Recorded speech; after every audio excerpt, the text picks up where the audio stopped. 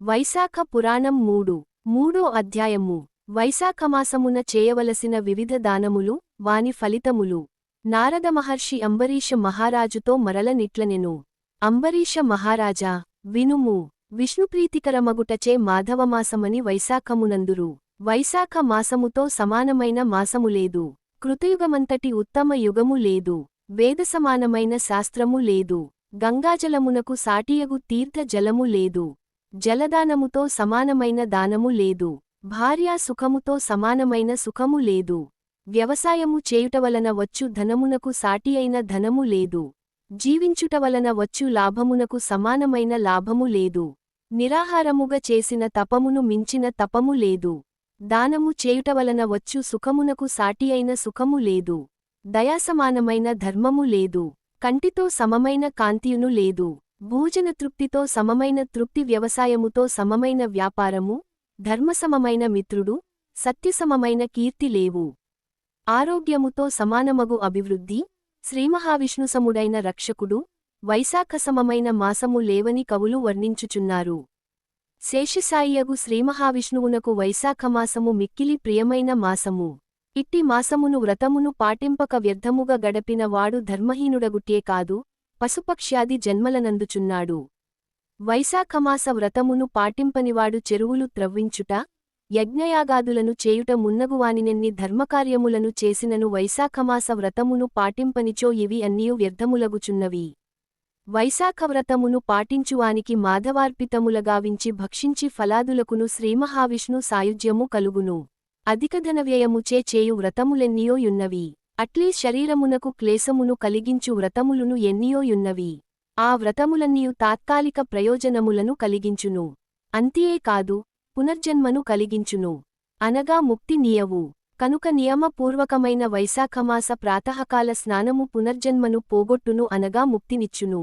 అన్ని దానములు చేసినచో వచ్చు పుణ్యము, సర్వతీర్థములయందు స్నానము చేసిన వచ్చు పుణ్యము వైశాఖమాసమున జలదానము చేసినంతనే వచ్చును. ఆ దానము చేయునట్టి శక్తి లేకున్నచో అట్టి శక్తి కల మరియొకనిని ప్రబోధించినచో అట్టివానికి సర్వసంపదలు కలుగును. హితములును చేకూరును. దానములన్నిటినీ ఒకవైపునను జలదానమును మరొకవైపునను ఉంచి తూచినచో జలదానమే గొప్పది యగును. బాటసారుల దప్పిక తీరుటకై మార్గమున చలివేంద్రము నేర్పరచి జలదానము చేసినచో వాని కులములోని వారందరును పుణ్యలోకములనందుదురు. జలదానము చేసినవారు విష్ణులోకము నందుదురు. చలివేంద్రము నేర్పరచుటచే బాటసారులు, సర్వదేవతలు, పితృదేవతలు అందరును సంతృప్తులు ప్రీతినంది వరముల నిత్తురు. ఇది నిస్సంశయముగ సత్యము సుమా. దప్పికగలవాడు నీటిని కోరును. ఎండ బాధపడినవాడు నీడను కోరును. చెమట పట్టినవాడు విసురుకొనుటకు విసనకర్ను కోరును. కావున వైశాఖమాసమున కుటుంబ సహితుడైన బ్రాహ్మణునకు జలమును, నీరుకల చెంబును, గొడుగును, విసనకర్ను దానమియవలెను.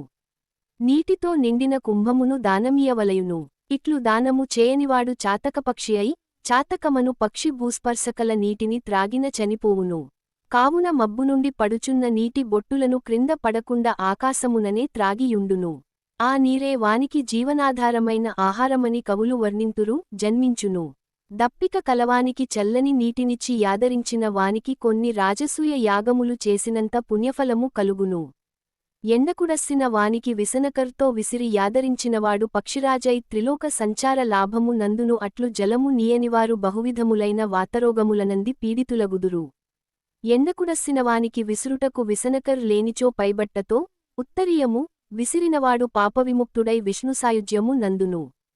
పరిశుద్ధమైన మనస్సుతో భక్తితో తాటియాకు విసనకర్ నిచ్చినను సర్వపాప విముక్తుడై బ్రహ్మలోకము నందును. అలసటను వెంటనే పోగొట్టునట్టి విసనకర్నియనివాడు నరకలోక బాధలనంది భూలోకమున పాపాత్ముడై జన్మించును. గొడుగును దానము చేసినచో ఆదిభౌతిక, ఆధ్యాత్మిక దుఃఖములు నశించును.